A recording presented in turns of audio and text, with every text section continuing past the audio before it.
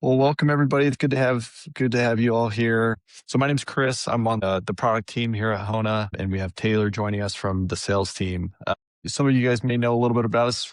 We've historically kind of been in the communication side of helping law firms communicate with clients, and we're actually really excited today to share a little bit more about one of the products that we've recently been working on. So today we're going to be talking a little bit about how AI can handle the medical phase of PI cases. So we're hoping that you handle a couple personal injury cases, whatever they may be. That's what we'll be kind of focused on today.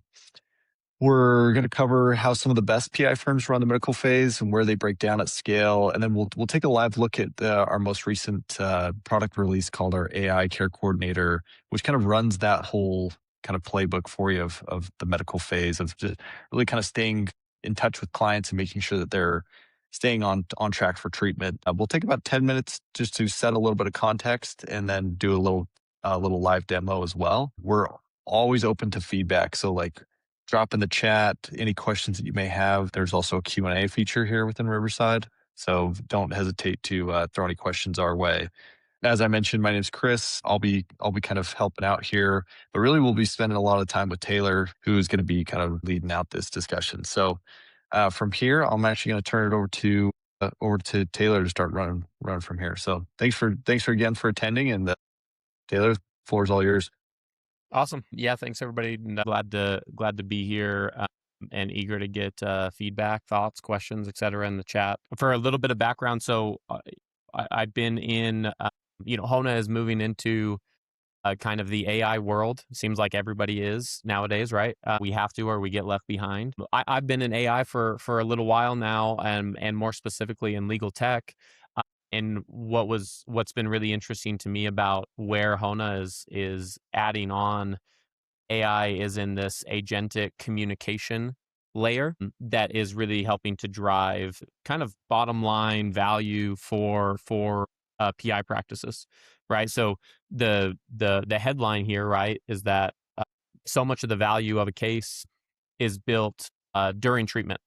Obviously, if it's a severe case, the clients are typically going to need a lot of treatment, and so we've observed that our most active and engaged and kind of high usage Hona clients had been manually using Hona for a while as a communications tool for what is starting to get called more and more medical management, right? But this idea of helping to coordinate care and recovery and treatment for clients. If you go to the next slide, Chris. And so we observed that that was how a lot of these clients were already using it. And so we started to build on AI applications that can help streamline those processes and potentially even do it better in some cases than some of the firms were handling it. And so some of the things we observed is there's kind of, I don't know, what some people might term as lackluster appointment attendance or compliance with appointments on the part of clients. They're not making it to all of their appointments. And the number one reason cited when people ask them why they didn't make appointments is simply because they forgot. That's like a really low hanging piece of fruit. That's one of the first things we did is, hey, can AI help remind clients about their treatment? Right? That's a very kind of base layer one, but it's also one that a lot of firms have not been doing in order to make sure that clients are attending their appointments, complying with their treatment plans, and most importantly, not creating gaps in treatment that really directly undermine the value of the case when it comes time for those demand packages, settlement, negotiation and settlement. And part of the reason for this is a high volume of cases that firms are trying to juggle at any point in time. Law firms are businesses, you have to make money, and one of the ways firms are doing that is they got to juggle a lot of cases at once. Through the firms we've talked to, we observe about 90 active cases per case manager. I'd say maybe 90 to 100 is the number we keep kind of seeing an average of. Obviously, a lot of firms will have much lower than that. Oftentimes, those are more the heavier litigation firms, right? So they're maybe a little bit pickier about their cases, higher touch. So they're going to have fewer per case manager. And then there's the firms that have just, they've really dialed in their operations. They have really high volume. They're doing 150 cases per case manager. But we've observed that there's enough volume here that it makes it difficult to adequately but also manually follow up with clients and make sure that they're participating in that kind of recovery plan and that treatment plan. Chris, you want to go to the next one? Uh, we were curious to hear. We're always asking more and more firms about this stuff. We want to make sure we're staying close to the reality on the ground. We'd be curious to hear from you guys how many kind of cases your case managers juggle or your paralegals. I don't know how you guys manage it, but we're always curious and trying to gather more of that. So yeah, would love for you guys to drop it in the chat. Chris, I'll let you go to the next one though. So what we've observed is that as we were talking to firms that were doing a very good job handling this more manually, they were doing a either all or some of these things that were leading to really great outcomes for their cases and their clients. One is making sure they're setting expectations on day one of how the clients can best contribute to making sure that they get a good outcome with their case, not just recover kind of health wise, but also get a good result for their case. And then two, staying really close to that. One firm I talked to that I think I would consider them an outlier in all the different firms that I've talked to about how they're following up with clients and how close they're staying during that treatment journey. One of them kind of stood maybe above most of the ones that I've talked to, where they say, hey, during the first couple of weeks, they're talking to them every single week, making sure, hey, you got these appointments scheduled, any other appointments that you need to, that we need to schedule or get you on the books for. After a couple weeks of that, then they break it to every couple of weeks, right? And then they're still following up every couple of weeks, checking in, seeing how they're doing, making sure that they're not just attending their appointments, but getting the next one followed up so that they don't have those gaps. They're capturing those symptoms. They're getting, kind of records of the pain that the client is feeling, all of these things that are helping to build up the case. And then they're catching gaps early, right? So you can imagine if you're talking to your client every week or every couple of weeks, if they miss a couple of appointments, you're catching it then rather than every 30 days or every 60 days, which is, it seems like what has become somewhat industry standard for a lot of firms where it's like, yeah, we just have so much going on. Our standard is to check in with our clients once a month. But by that time, they could already have a 2 or a 3 week gap, which can have a meaningful impact on your ultimate settlement for the client. And then measuring that.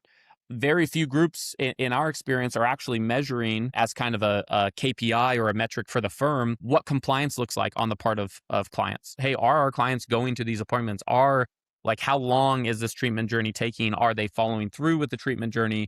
And then how is that impacting our settlement values, right? Our average case value. There's been a little bit of research done on this through a couple of different organizations, some on the plaintiff side and some on the defense side through the insurance companies. And indicators there are that gaps in treatment lead to about an average of like a 30% reduction in case value compared to a similar case, a like case without a gap in treatment. And so that's a meaningful chunk there that can be maintained if we're a little bit more proactive during this treatment journey. You want to go to the next one, Chris? So, the idea there is either the team doesn't have time, and so they're not doing these things that impact the kind of end result with the case, or they are doing these things and it just takes a lot of time, right? But you really until AI has started stepping in to help with a lot of this, you couldn't really have both. You couldn't do all those things very well, but not take that much time to do it because all of those things are inherently time-consuming tasks. Checking in with the client, sending them follow-up, sending them reminders, etc. And so the way we've done it, Chris, if you go to the next one, is built this AI that can help stand alongside the case managers, right? The idea is not that this is replacing people. I think we very much have the mentality that I hope a lot of you share, that AI is not, good enough, at least in its current state, to replace people, but it is augmenting their capability. It's allowing them to do way more with the same amount of hours in the day, right? And I think that holds true for a lot of different roles, whether you're an attorney, whether you're in sales like me, marketing, case management, whatever it is. But the idea is all those 5 things that I was mentioning that the best firms are doing today, if they're doing it very manually, now the AI can step in and do a lot of that for you. So the idea here is there is essentially this dashboard. Different team members could log into this or be in this every single day.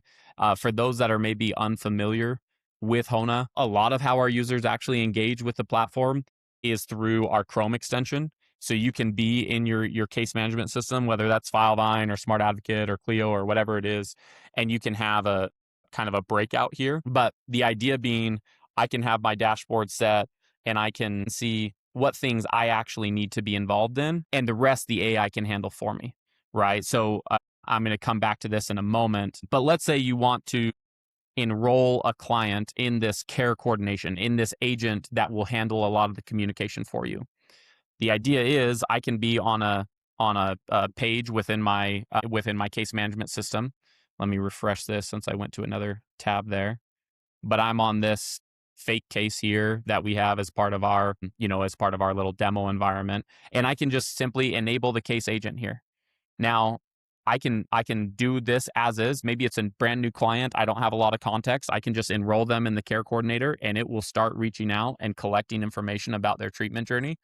If I do have information though, I can provide it here. I can attach documents if I want it to have certain context about, the client or the treatment that they're getting, maybe what providers they have already started seeing. I could add a little note here. Hey, this is a Spanish speaker, right? So reach out in Spanish, for instance. And then I can just press enroll and I can have that person started in this journey. Now I'll jump over here and I'll show you kind of what that would look like more practically.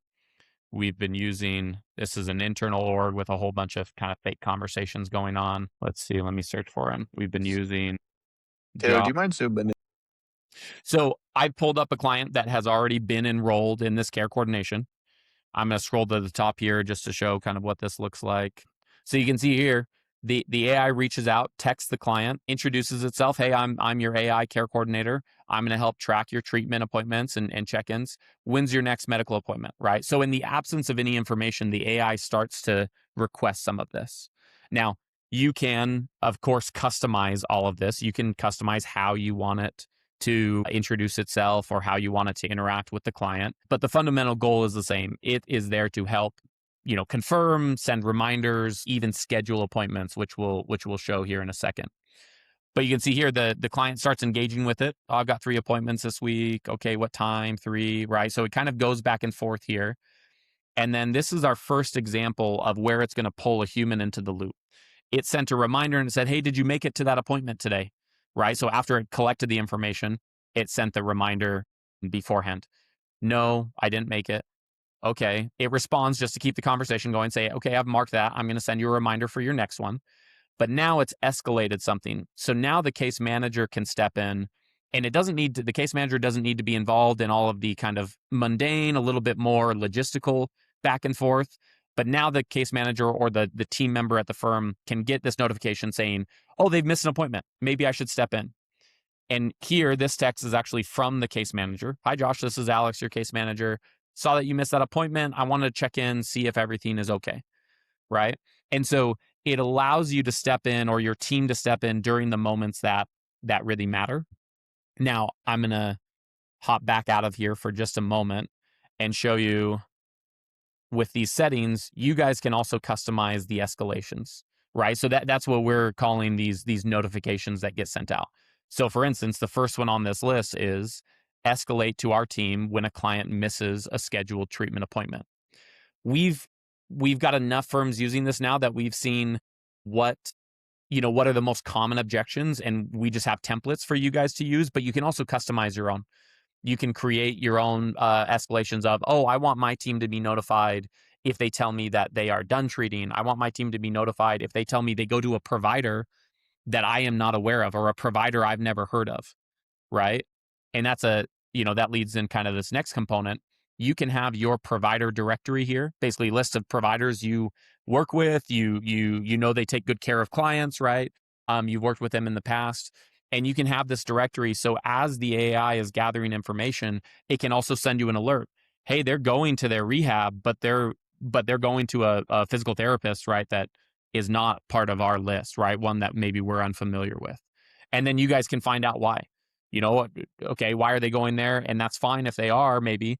But then at the end of their treatment journey, if I come back to Josh's conversation, kind of full circle here, let's say they've been going through this treatment journey with you.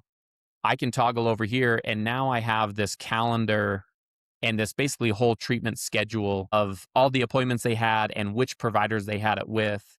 And so now it makes it really easy. I can just go and request records from whatever providers they saw during that time. Now I don't need to go and look through a whole bunch of stuff and see, hey, am I missing providers here? Am I going to get, or is the client going to get a bill after we do the settlement that I was just unaware of? It's memorializing all of this information, tracking all of this information for you guys, and building out this calendar and this list of providers. Now, the last thing I was going to show was this idea of provider emails, right? So what you can also have the AI do is, especially if it's part of your provider directory, you can have the AI coordinate scheduling appointments between the provider and the client directly. And so this is an example email of the AI reaching out to a provider saying, hey, I'm reaching out on behalf of this client. Taylor Edwards would like to schedule an appointment. Here's their availability, right? And then the client can respond, or the firm, the provider, I'm mixing up all these three different parties here. The provider can respond and give availability. I'm actually going to hop to, if you guys will bear with me for a second, I'm going to go to another environment that has more examples of these. So let's look at this one. The AI reaches out to the provider, gives availability that the client shared, and then we're unavailable at that time. Actually, the soonest I could fit them in would be Friday morning, 9 a.m., 10 a.m., 11:30. And so then the AI takes that back to the client. I'm gonna kind of go back and forth here to show the kind of life cycle there. But here's an example, right? I'm checking with the spine center. Hey, I just heard back they actually can't make Wednesday work. Here's their availability for Friday. The client says, "Oh, okay, I can do Friday at 10 a.m." Great. Let me finalize with this with the spine center. And then you can see here it said, "Okay, the client confirmed Friday at 10 a.m. Could you please confirm that the appointment is set on your end?" And then the provider emails back, "Confirmed. We have them penciled in for Friday at 10." And then the client gets the final confirmation, "You're all set with this provider for Friday at 10 a.m." Right? So it can handle this scheduling component as well. Let me pause there. I'm going to come back to this screen, see if we've got any. Oh, and I'm still sharing. Any questions so far that anyone wants us to chat through? Trying to walk through kind of the different capability there, but you can kind of see all of this is broken out in the treatment schedule. If they provided any documentation, it'll be surfaced here, and then provider emails that the AI has done on behalf of the client. Yeah, and Taylor, I'm keeping an eye on the chat. It looks like there's no questions so far, but I'll let you know if there's anything that pops up. Okay. The last thing I'll show here, and then we'll wrap it up because I know this is a short webinar for today. But the last thing here is you can also do some ad hoc tasking. So I could, if maybe it's not treatment related, but maybe I just need the AI to help me track something down. I can just say request the driver's license picture from the client, right? I can kind of give it an ad hoc task, and I can create it. And not only will the AI go out and request it, but it'll just have a kind of a reminder workflow of, okay, follow up with them every couple of days to ask for it. It can actually also, it can read images, right? It can tell what's in an image. So for instance, we were joking internally here yesterday. One of our team members, had the AI text it and say, "Hey, can you send me a picture of your driver's license front and back?" And it sent a picture of I think the team member sent a picture of his new haircut, and the AI responded with, you know, "Hey, thanks for sending this. This doesn't look like a picture of your driver's license, though. Can you actually send that driver's license instead?"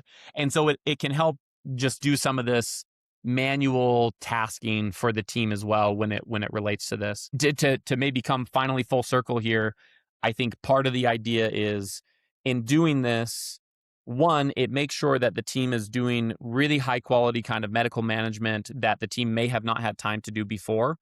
And then if you were doing that, it just frees up your time that you were previously doing very manual tasking. And so now it allows the firm to start asking the questions, okay, do we now want to expand our caseload and keep the same amount of staff? Do we just want to have more cases per team member because now they can handle it? Or maybe we want to keep the same volume, but maybe we want to be higher touch. Maybe we want to improve the client experience for our team. And so by not having to do this manual follow-up, now our case managers can just kind of call the clients and catch up with them as people, right? It's like some firms we talk to are looking for that human connection a little bit more. And so somewhat unintuitively, having AI handle some communications actually frees up your team to have more human to human connections. Whereas other firms say, oh no, hey, we just want to increase our case volume. So it kind of gives you guys the optionality of deciding, okay, what do we want to now do with this time savings? And if you weren't doing this medical management before, what do we want to do with this increased case value that we weren't tapping into previously? So questions to consider, and some of the questions that firms we now have asking themselves as they've started adopting this. But I'll pause Yeah. there or stop there, and we can kind of start to wrap up. Yeah, Taylor, one quick question from Matt in the chat. Does Hona help retrieve medical records from all of the providers? Really good question, Matt. That I would say that's kind of near term on the roadmap for us. Where our team is kind of actively exploring and figuring out the best motion for that. To just be transparent with it, it'll probably involve a couple of different solutions, right? There's the providers you guys know and work with commonly, and there's probably some easy low lift ways that we can help facilitate communication there. But then there's the big hospital networks, right, where your client went to an urgent care or an emergency room or something, and they're not gonna be as, as willing to work with you guys. And so it'll probably be a combination of like some of the old record retrieval services that Hona could facilitate, and then some more streamlined where we're already helping the providers with like scheduling. We're building out some other provider tools to help make their lives a little bit easier, but also as a way to incentivize them to make it easier on you guys to just provide records. Um, and so I would say it's coming. The team is figuring out kind of the right motion for those depending on the type of provider.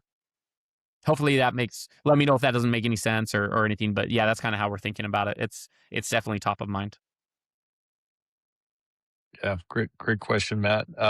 Yeah, Hona's whole, I think Taylor painted the vision clearly, but like our whole goal is to kind of start to connect the dots between lawyers, providers, clients, and whatnot. So I did want to share this last slide, Taylor. I don't know if you want to jump into this just briefly. I think what's really cool is we wanted to kind of share some of the success that we're seeing from firms that are using our AI care coordinator today. Do you want to touch on these briefly before we kind of get into the wrap up? Yeah, I think I would just summarize it by saying not only are firms being alerted more proactively when there's stuff that needs their attention, right? So that top one, less than 3 hours, being notified about missed appointments and things like that, but also this idea that we're seeing increased appointment attendance. So the average we've seen is like this 70% figure, and we're seeing 84%. I think that number has actually been trending upward over the last, let's say, 3 weeks or so. And so we're seeing increased attendance, which is kind of validating the need for this. And then just, clients being kind of interactive and engaged with the firm, being able to track this information easily it's really simple for them to text with it. And so we're seeing high engagement with it and reply rates. A lot of people, I think, were a little bit unsure of, hey, are people going to just ignore an AI? And we have seen the opposite. With texting, it's really convenient and easy for clients to still stay engaged. And the firms just say, hey, listen, like part of the reason you selected us, to be your lawyers are we use AI to help we use technology to help get you positive or good case outcomes. This is one of the ways we do that. We have this AI that's going to help track some of this stuff and make sure that we've got a really solid case for us when it comes time to settling with the insurance company, right? That's a great call out. Yeah, so we actually kind of wanted to wrap up with this, Taylor. I'll let you take this one. We have an offer that we're kind of throwing out to this webinar specifically. So yeah, Taylor, go ahead here.